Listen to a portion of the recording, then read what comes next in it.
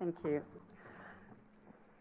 Hunter New England Health has the largest number of new cancer cases in New South Wales, accounting for 14% of new diagnoses, with new cancer cases projected to increase by around 30% by the year 2021.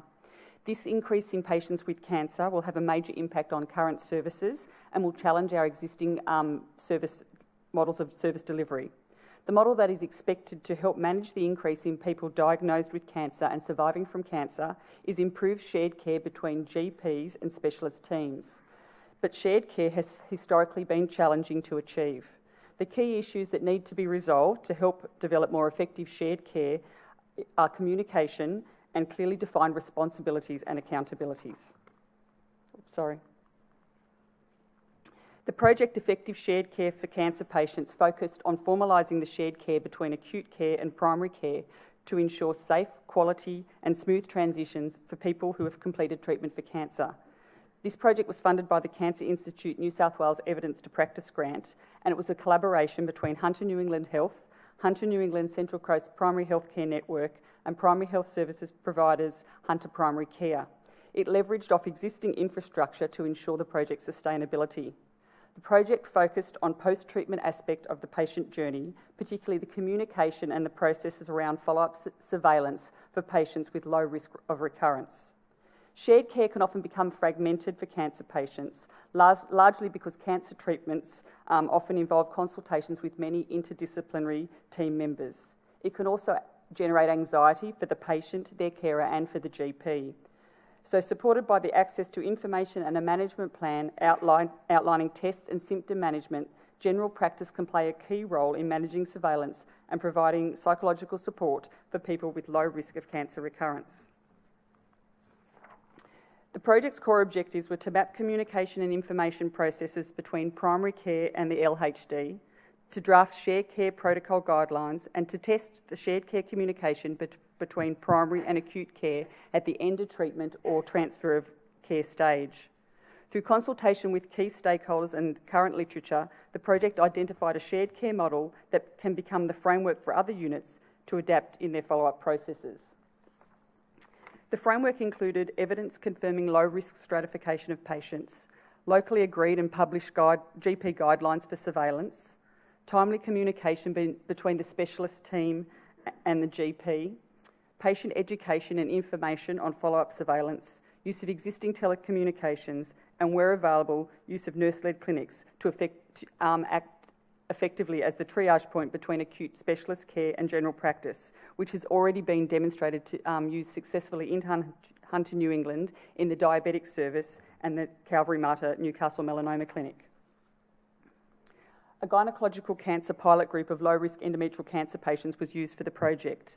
To safely reduce the number of low-risk women attending follow-up appointments at our service, we needed to look at the overall numbers. From this pie graph, you can see that over a 5-year period, approximately 50 women with low-risk endometrial cancer were seen in our service. And this number is expected to increase over the years with the increasing obesity epidemic in Australia. Review of available literature on follow-up efficacy for gynecological cancers indicated that low-risk endometrial cancer patients treated with surgery could be safely followed up by their GPs. We also recognised that many patients, particularly those from regional areas, were currently being followed up by GPs, but there was not a formal pathway or process in place.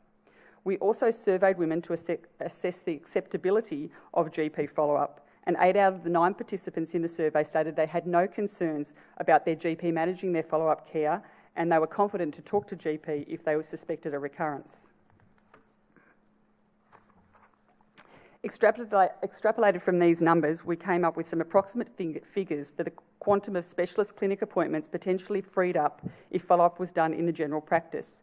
As can be seen in the top line, that would mean for the individual patient 12 GP visits in a 10-year period. And for us as a service, by taking those visits back to the GP, that would account for approximately 600 additional clinical specialist clinic appointments over a 10-year period that we will be able to utilise for new patients and those patients at high risk of recurrence. So the framework for low-risk endometrial cancer patients. Patients were classified as low risk at the MDT meeting based on their stage, grade and histological subtype. So this included women with a stage 1A endometrial cancer who did not require any adjuvant treatment. We formalised a consistent approach to surveillance practices for all low-risk endometrial cancer patients, which has been written up as a local health pathway for GPs and patients. Timely communication between the specialist team and the GP included a discharge and referral letter documenting follow-up requirements, a rapid re-entry contact point for GPs if there was a suspected recurrence, and a GP follow-up form that would be returned to the specialist setting. Patient education and information on follow-up surveillance was provided to the women in an education clinic as well as in a written format. We used existing telecommunications to improve the service delivery, which included the use of e-health records and telehealth consultations to rural areas. Nurse-led clinic already existed in gynae oncology, so this was also utilised to provide the education clinics. This shows you the actual health pathway, which is live. It has lots of drop-down boxes and lots of information for the GP. This is an example of the patient information that the patient is given at the education clinic, and which they also get to take home, and a copy is also sent to their GP. It outlines the follow-up schedule as well as the symptoms of recurrence, and on the back of the page, as you can see on the far side, is the rapid re-entry program if they should have any concerns or the GP does suspect recurrence.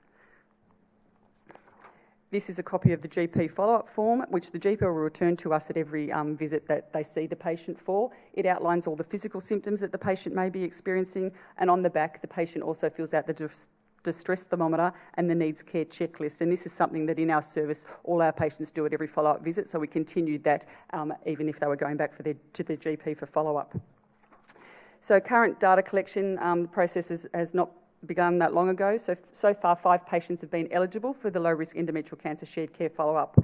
All of those women have attended an education clinic with myself, either face-to-face or via video conference. At that clinic, we've provided information about follow-up, signs of recurrence and survivorship. Also refer them to the Living Well After Cancer program with the New South Wales Cancer Council. 4 patients were agreeable to participate in shared care. 1 patient declined shared care because they felt uncomfortable with their GP doing examination. 1 GP declined to participate as they felt they didn't have the expertise to be doing follow-up examinations for endometrial cancer patients, and obviously we're continuing data collection. So in conclusion, the shared care model, which is patient-centred, achieves business, patient and clinical alignment, meeting the needs of all 3. Developing health pathways, communication processes, rapid access and support and psychoeducation for patients and staff has addressed shared care issues identified from the literature and consultation. And the next step is to translate this to other patient groups in our service, which will initially be with the ovarian cancer patients with the ovarian cancer optimal care pathway. Thank you.